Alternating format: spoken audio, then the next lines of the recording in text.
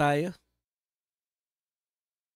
Magandang araw sa atin lahat mga kababayan. Saan man panig kayo ng digdig naron. Dito na naman tayo sa another episode ng ating Badong Aratilis Vlogs. Pag-uusapan natin ngayon, ito po, no, Chavit Singson. Inakusahan o ayon po kay Chavit, no, si Martin daw at si First Lady Lisa Marcos ang nagbayad dito po sa mga grupong nakamaskara. Yung pong mga iniuugnay natin dito po sa mga nanggulo, nanunog ng bato at nagkos po ng kaguluhan dito po sa mapayapang rally. Okay. Usapan din po natin, nakakatawa po to si Speaker D. Manak BBM eh. Amin lang ng amin. Wala, wala na magawa, no? Sabi, patitigil na raw po niya. Kung siya lang daw masusunod, ipapatigil niya na yung investigasyon na ginagawa nila sa flood control dyan po sa kamera. Total, wala naman daw naniniwala. Okay. BP Sara po, muli ipinahayag na ang ICC ay kinidnap si Tatay Digong at si Laila de Lima naman ay inakusahan yung mga mambabatas na hindi nakisama sa trillion ano bang ano nila dyan? Yung rally na lang sa EDSA. Yung rally sa EDSA na mga naghanap ng trilyong alibay. Yan po mga pag-uusapan natin at iba pang balita. Pero bago yan, kung bago ka pa lang dito sa ating channel, mag-subscribe ka na. Dahil ito lang ang tanging channel na may napanigan una sa balita, impormasyon, kaya na pang hinihintay nyo. Malala na tong na tong tat ko. Dito malab yung ating toklak o angin. Okay, pag-usapan na po natin, no?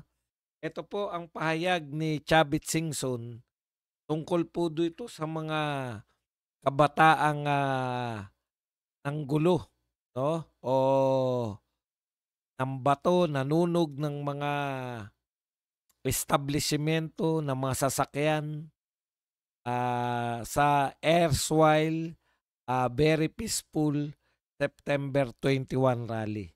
Sabi po ni Chavit Singson, mayroong grupo na nakamaskara. Sumisigaw ng korap. Tinanong ko sila, sino kayo? Sino nagbayad sa inyo? Ang sagot, si Martin Romualdez and the First Lady, sabi nila. Ayan po ang pahayag ni Chavit Singson na may kinalaman po ang First Lady at si Martin. Kagyat naman itong pinasinungalingan ng unofficial spokes ng palasyo na si Yusek Claire Castro. Sabi po ni Yusek Claire, malaking kasinungalingan. Huwag nating ipahid. Huwag nilang ipahid ang mga gawain nilang kriminal kay First Lady Lisa Marcos. Iyan po ang tugon naman nito ni Ante Claire sa pahayag na to ni Chavit Singson. Naging makakalimutin na itong si Mr. Chavit Singson. Dapat natin tandaan na si Duterte supporter Chavit. Talagang kinakailangan idoktong yung Duterte, no? Hindi po pwedeng hindi banatan yung Duterte. Duterte supporter Chavit Singson mismo ang nag-engganyo sa mga kabataan na tumayo at mag-lead sa revolusyon laban sa gobyerno. Alam nyo po, no? Depende na lang 'yan sa paniniwala. Pero kung ang ikakatwiran ni Auntie Claire, kaya walang kinalaman si First Lady dahil, ah, wala siyang mahihita na utusan 'tong mga bata na 'to, actually meron, 'di ba? Tandaan natin na yung gobyerno ni BBM, mahilig po 'yan na maghanap ng masisisi o mahilig po 'yan kung hindi man masisisi kasi isa lang naman yung sinisisi nila lagi, eh, yung Duterte. Kung hindi man po paninisi yung habol nila, eh, madalas po itong gobyerno na 'to ay naghahanap ng diversion 'no, diversion po sa mga issue. At eto po, yang batuhan, yang, naganap po na marahas na, pagsama nitong mga grupong itiman, eh, napakalaking diversion po 'yan ng tunay na issue bakit nagra-rally yung taong bayan. Ngayon po ang tinutukoy na sino yung mga tao behind dito sa grupo na 'to, bakit sila nanggugulo. Diyan na po napupunta yung usapan, 'di ba? Pero hindi po tayo dapat pumayag. Dapat talaga ang usapan pa rin ay dito pa rin sa mga pagnanakaw sa, flood control projects. Kasi diyan na nila dadalhin 'yan, eh. May kinalaman ba ang Duterte dito? Wala. Babanggitin na naman nila yung mga Duterte. In fact, meron na ako nakita 'no, na inuugnay yung mga taga Liwasang Bonifacio. Eh, alam naman natin na yung nag-rally sa Liwasang Bonifacio, mga maisog po 'yan, identified din kay Tatay Digong. Walang katapusan 'no. Siyempre 'pag sinisi niyo yung Duterte, alam na ng gobyerno 'yan, eh. 'Pag sinisi nila yung Duterte, papalag na naman yung mga vlogger, ayan na naman 'no, na naman ng kasalanan ng Duterte. Alam niyo paulit-ulit lang, may malaking, matutuklasan na, issue 'no, tapos hahanap lang po ng diversion. Etong ginawa ng mga dilawan kakamping na mga rally 'no, sa totoo lang tinitignan na nga natin na diversion na lang 'yan kasi nananawagan din sila, eh. Sila din po yung nananawagan na, parang gusto pa nilang gawing bayani si BBM, eh, 'no? Lutasin ni BBM yung problema ng korapsyon. In the first place, hindi ba nila naisip na si BBM nga yung nag-cause indirectly, ipagpalagay na nga uli natin na hindi siya magnanakaw.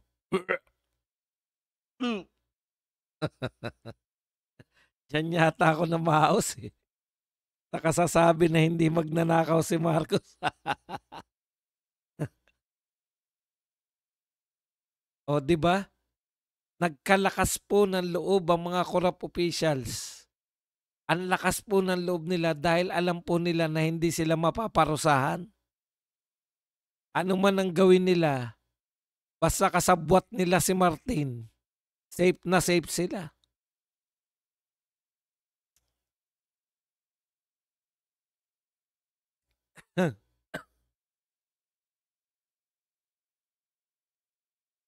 Okay.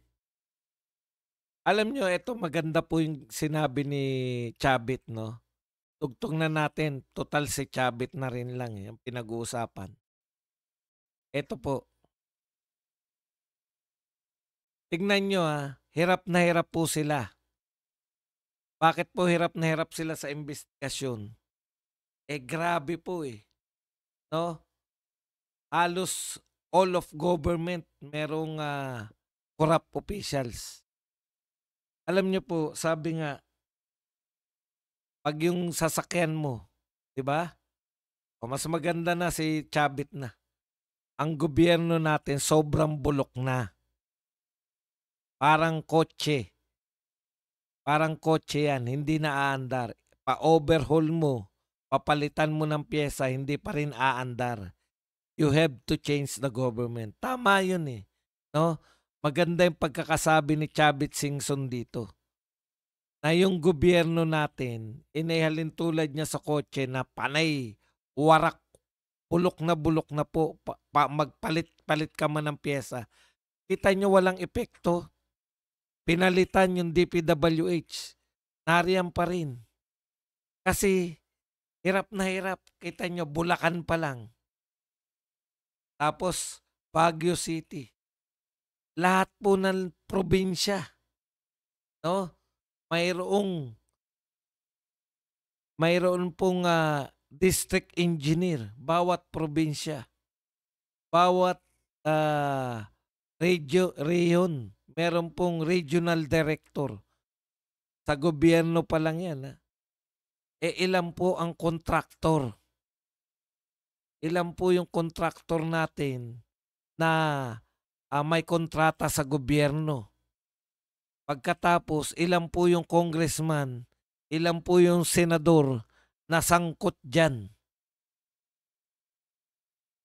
Ilan po yung mga opisyalis ng pamahalaan bukod sa DPWH yung kasangkot dyan?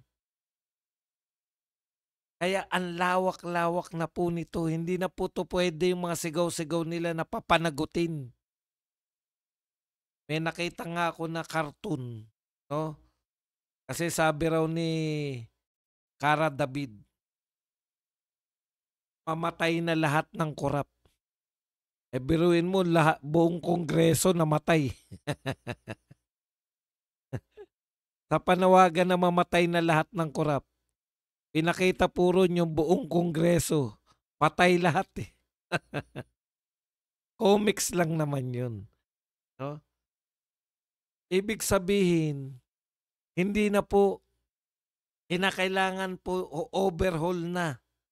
Kinakailangan hindi na po palit-palit ng pyesa. Oy, may problema tayo, palitan yung DPWH. Oy, may problema tayo. Hindi po. Halos lahat na po eh. Corrupted na po ang lahat ng mga opisyal ng pamahalaan. Kaya ang may pinakaangkop po, hindi naman po ito pagsusuri ko lang. Hindi po ako nananawagan ito. Pero maganda po yung may pinakamaganda pong panawagan sa lahat. Yung mga Duterte back rally. Simple lang, Marcos resign. Mas malaki po yung tsansa natin pag nag-Marcos resign kasi po yun po ang tunay na overhaul mula po sa top. No? Kasi pag ang ine-expect nyo po ang maglulutas pa ng problema si BBM, for 3 years nga, hindi natakot sa kanya. Walang takot, sa madaling salita, walang takot po ang ating mga magnanakaw kay BBM. Minsan yun po yun eh. Bakit ba naiisip ng mga tao o kahit ni Basganda? Bakit po naiisip na ipatupad sana yung death penalty? Alam nyo kung bakit? Kasi sa pangkaraniwang tao, pag sinabing mabibitay ka pag gumawa ka ng kasalanan na yan, baka hindi mo gawin. Baka maging deterrent. Sa pangkaraniwang tao po yun eh. Kung tayo po, kaya marami po napapaniwala na ipasa mo yung death penalty, titigil na yung mga magnanakaw na yan. Ako hindi po eh. Yung mga magnanakaw po, wala na pong konsensya yan. Yung ganyang kalalaki ninanakaw, siguro, ang mga nakukonsensya, yung nangungupit ka na 5 piso sa nanay mo, 20 pesos, nakakakonsensya yun. Pero once na mga ninanakaw na bilyon-bilyon, mahirap na po yan.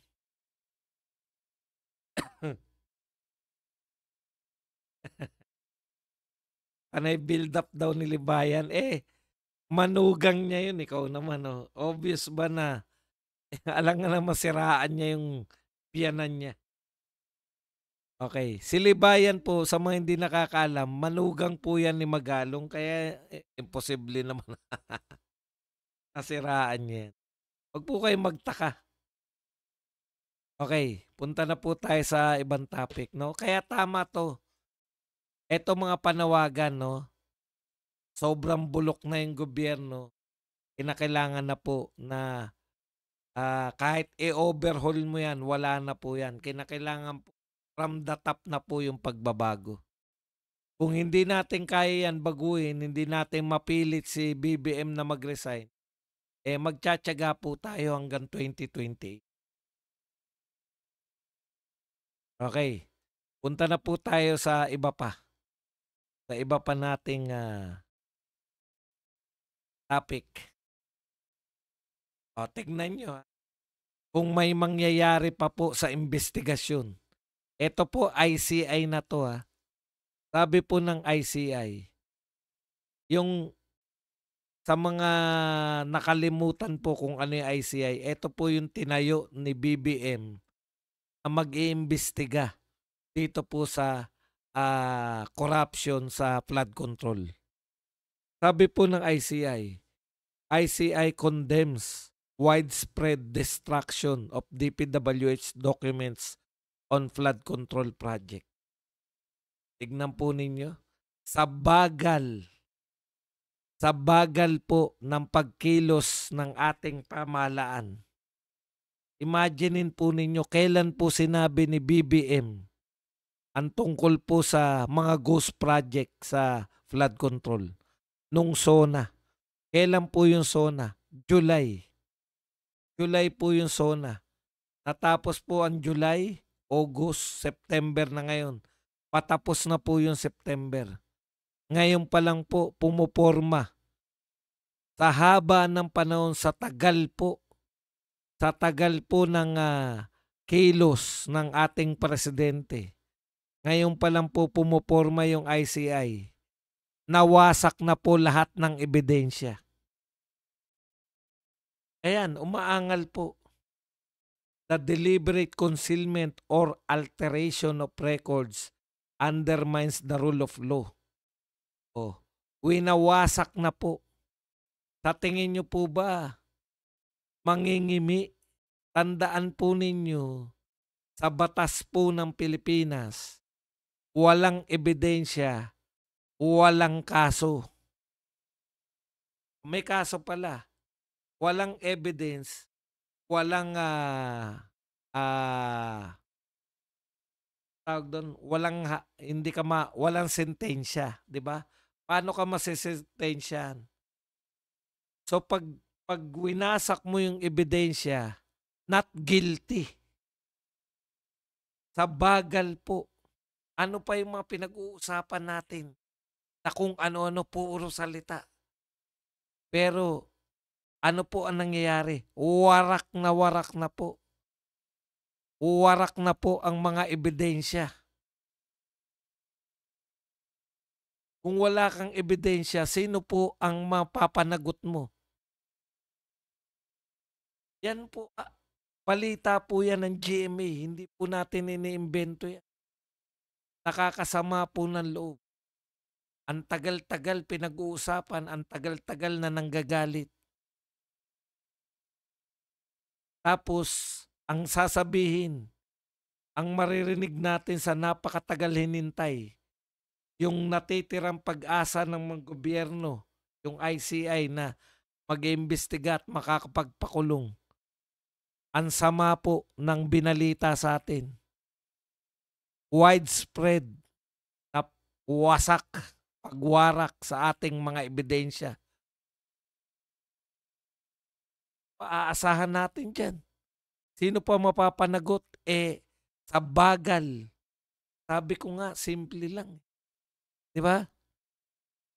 Nakita mo may ghost project. Lahat ng pumirma. Lahat na nagsabi na 100% gawa na yung ghost project. Ipakulong na dapat. Pinakulong na dapat yan. Wala Natuklasan natin, galit na galit ako. Bakit tayo nag-aaksaya ng ganito? Dahil dyan, magtatayo ako ng ICI. Pero hindi ngayong araw, sa susunod na mga buwan. Binigyan lang ng pagkakataon yung mga taga-DPWH na wasakin lahat ng ebidensya. Sino pa makukonvict kung warak na lahat?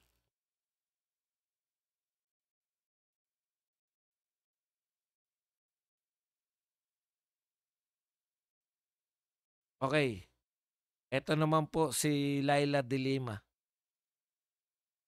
Pati umano rin 'to 'no, yung mga sikat na mga mambabatas na umattend ng rally.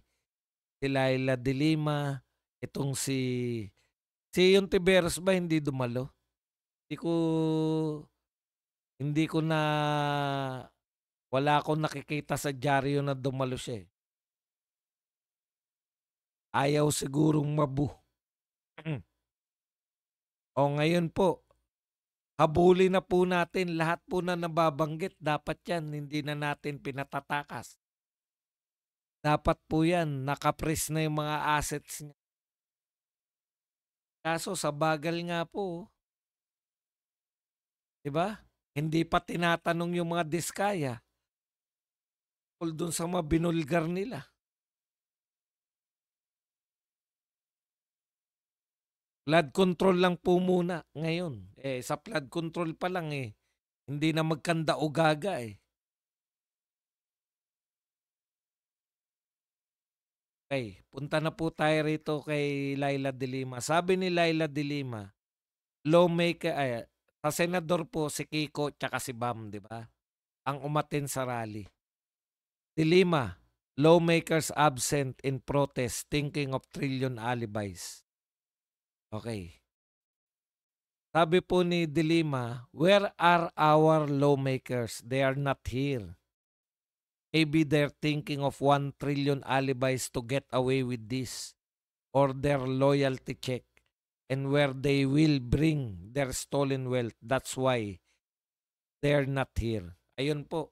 Ang akusasyon po ni De Lima, kung ikaw po ay mambabatas at wala ka ron, loyalty check yan, no? Pinapakita mo na, Martin o BBM, hindi ako sumama sa rally, kakampi tayo, Teka nga po pala, bakit si Lenny hindi na umattend ng mga rally? Bakit si Risa Ontiveros wala din? Yan po ang aking katanungan diyan, Pero ako po, hindi po ako solve, no, na nagrarally itong mga senador at mga congressman. Bakit? Pinoto po kayo ng tao para lutasin ang kanilang mga problema. Kaya po nagrarally ang tao. Hindi nalulutas yung tingin nila sa problema. May tinututulan sila. Bakit kayo binoto ng tao? Sa tingin nyo, lalo na yung dalawang senador, si Kiko Bam. Bakit kayo sa tingin nyo binoto ng tao? Para mag-rally? Kaya na namin yan. Kaya na ng mga vloggers yan. Kaya na ng pangkaraniwang tao yan. Ang hindi namin kaya, wala kaming kapangyarihan para lutasin yung mga problema namin. Kaya po kami, naron ba? Si Risa rin. Mali yan, As mambabatas, hindi kayo dapat umaattend sa rally. Bakit? Kayo po, hinalal kayo ng taong bayan para lutasin yung problema namin. Ibig nyo sabihin, may problema kami ngayon sa flood control. Alam nyo na, maraming nakawan. So ang dapat nyong ginagawa, tumutok kayo sa investigasyon, matuklasan nyo kung sino yung mga ugat ng pagnanakaw, yung mga mastermind, at ipakulong ninyo. Kasi may kapangyarihan kayo. Senador kayo, lalo na po yung 3 senador. Bakit kayo makikirali din sa mga tao? Hindi nyo ba naisip yun? Kayo po, mga Duterte, hindi po ba tama yun? Hinalal po sila ng tao para mag-isip ng mga kalutasan ng ating problema. Ang ginawa naman nila, nakirally lang din sa mga tao, nakigalit lang din. Hindi po magandang ano 'yan, ugali, 'no? Kung hindi magandang ugali 'yan, masasabi natin ang pangit ng ugali niyo.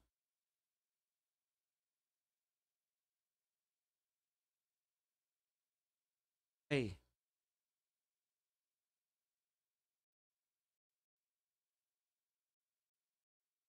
eto po, minsan pa sa, talumpati ni VP Sara sa harap po ng mga OFW sa Japan, ay sinabi niya pa rin po yung ginawa nila, kinidnap nila si dating Pangulong Duterte, pang-aabuso.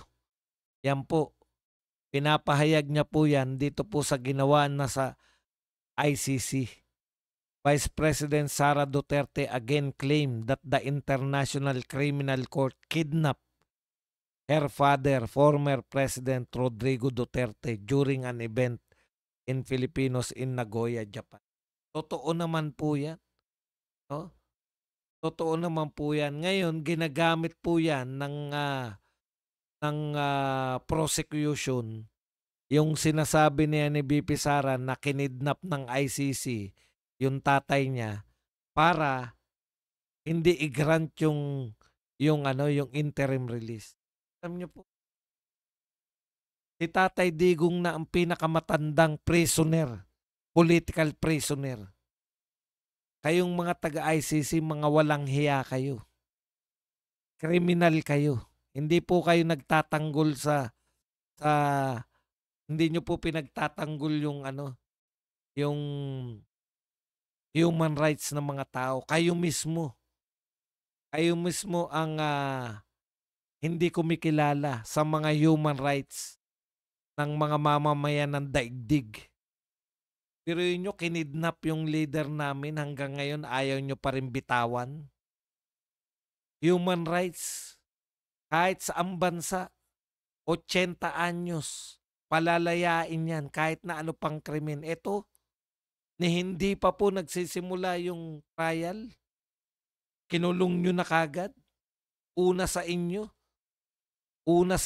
ang parusa bago nyo mapatunayan. Nakakulong na agad bago nyo mapatunayan na may pagkakasala. Kaya dapat dyan sa ICC na yan, buwagin na yan. Okay. Punta po tayo sa iba pang balita.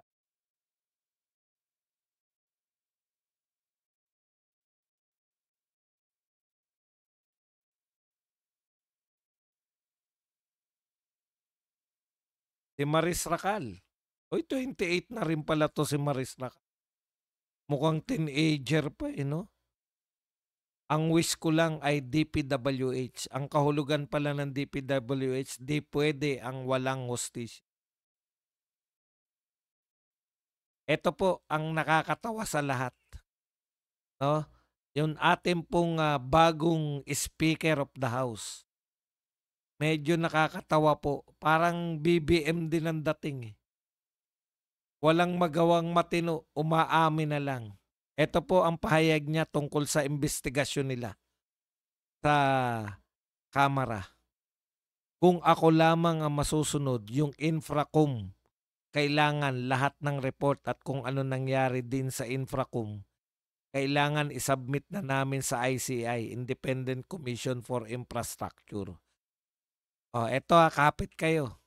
Sabi ni Speaker D, total, hindi naman pinaniniwalaan ng karamihan ng ating kababayan kung ano ang nangyari sa Infracom.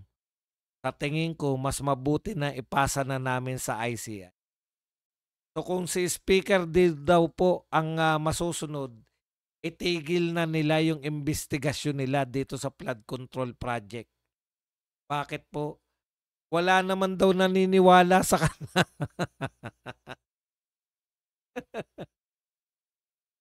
Wala naman daw. Hindi naman daw pinaniniwalaan yung investigasyon nila. Bakit pa itutuloy? Sabi ko, pang klase itong mga pinuno natin. Kung ikaw po pinuno, 'di ba? Walang nagtitiwala sa ginagawa ninyo. In the first place, trabaho po ba nila ang mag-imbestiga? Opo. O yun naman pala, trabaho nyo naman pala. Ang problema, hindi po yung nag-iimbestiga kayo. Ang problema po, pinaniniwalaan ba yung imbestigasyon ninyo? Tama yung iniisip mo, speaker eh.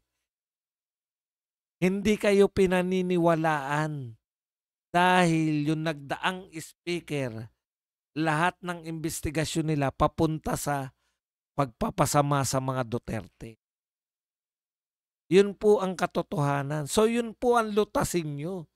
Hindi yung ititigil na namin to kasi wala naniniwala sa amin eh. Eh putya, wala pala naniniwala sa inyo, di mag-resign na kayo lahat. Umatin si Lenny, naroon ba?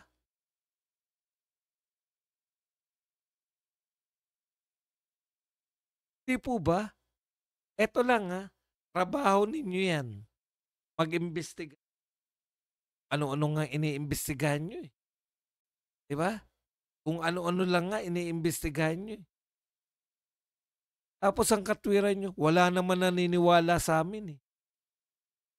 Titigil na namin tong investigasyon namin. Eh alam nyo palang wala naniniwala sa inyo, tigilan nyo na yung pagiging congressman. Hindi yung investigasyon lang. Kaya nga nagpalit kayo kunwari ng speaker eh. Para baguhin nyo yung, para magtiwala uli sa inyo. Di ba? Kung ang problema po ay wala ng tiwala sa inyo, ano ba dapat gawin? Tinuan ninyo yung investigasyon. Isalang nyo si Saldico, isalang nyo si Grace po. Hindi naman na senador si Grace po, wala nang barangay. Taklang tinapay. Doon ako natatawa sa katwiran eh. Total, wala naman naniniwala sa amin, titigilan na namin yung trabaho namin. Alimbawa ako, manggagawa ako. Walang tiwala sa akin yung boss ko. Boss, total wala ka naman tiwala sa akin. No? Tatambay na lang ako, wag mo na akong bigyan ng trabaho.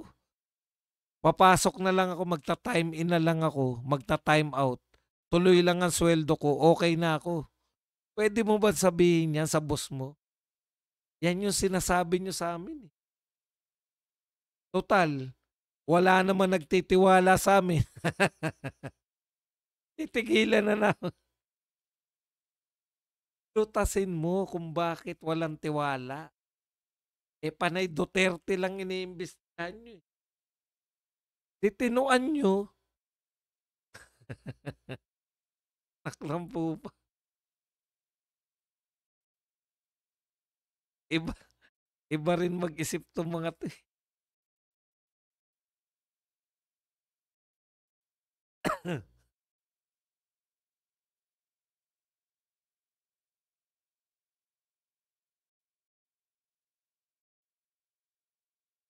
Okay. Huling balita natin, tinawag na terorista ni Department of Interior and Local Government Secretary John Vic Remulla ang mga nanggulo sa protesta kahapon sa Mindiola at Ayala Bridge sa Maynila. Mga terorista. Correct. Alam nyo, pwede naman yan kasi involved, di ba? Ang bintang nga, yung local terrorist natin dito sa Pilipinas, yung mga insurgent, yung mga nice people around, ay kaugnayan, di ba? Yun lang. Pero pwede rin naman, no, na impluwensyado sila nung mga nakikita nila sa social media. Kaya lang nga, ang dami po nahuli na kabataan. Yung isa kunwari pa na hinahanap lang yung chewin eh. Eh may picture na ng babato. Nakamaskara ng babato. Alam nyo, ang gusto kong ang gusto ko po na managot yung mga leader po niyan. Kasi alam na natin, 'di ba sinasabi ko na 'yan kahapon pa, yung si D, anong pangalan nun? Yung apo ni Ninoy. Dapat dapat papanagutin yung mga leader niyan, kilala na nila 'yan, kasama nila 'yan, sa Luneta, eh. O ngayon, biglang hindi na kayo kasali? 'Pag ini-interview kayo sa media, putyang ano-ano niyo na manawagan, punta sa Luneta. Ngayon dehin bokeke na. Nasaan na yung ano, nasaan na yung mga yung apo ni Ninoy? Ba't hindi ka nagpapakita ngayon sa media, sabihin mo na, ano yung kaugnayan mo diyan sa mga kabataang itim? Ang lakas-lakas niyong mag ano ng organisa. Ngayon, alam po natin walang kinalaman yang yung apo ni Ninoy diyan sa mga bata na yan. Pero kung hindi niyo kayang panagutan yung mga sasama sa rally niyo, huwag kayong magtangka. Ang yabang-yabang mo nung ano, ako sinasabi ko na yan, wala naman kayong puwersa, Yung papadaluhin niyo yung mga naimpluwensyahan ng ano, ng mga sa Nepal. Kung impluwensya yan ng mga Gen Z ng Nepal, expect nyo rin yung puwedeng gawin ng mga yan. Hindi, proud lang sila na manawagan, Wala silang contingency rin na tiyakin na yung mga sasama sa kanila, yung mga bandera ni Lupin III. Ano pangalan nun, Luffy? O yung basta yung sa One Piece.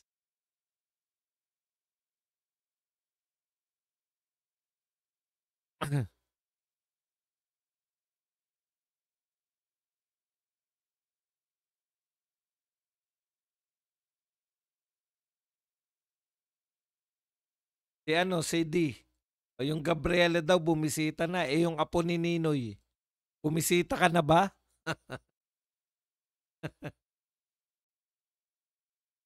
Kaya dapat may pananagutan yung mga leader, 'di ba? Kasi kung wala silang pananagutan, sasabihin lang nila hindi namin kagrupo 'yan. Wag na silang magtangkang mag-ano, mag-rally-rally.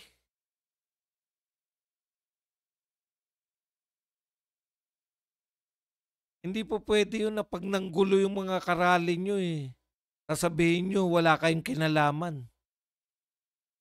Ako nga, ang tanda ko na, alam ko na magkakagulo diyan dahil yung bandera pa lang nila One Piece, 'Yun yung bandera ng mga Gen Z sa Nepal, nanununog,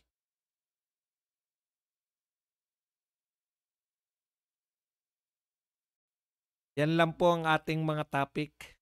Puwede na tayong magtanong, puwede na po kayong magbigay ng reaksyon at higit sa lahat puwede po kayong magpakape. Mag-likes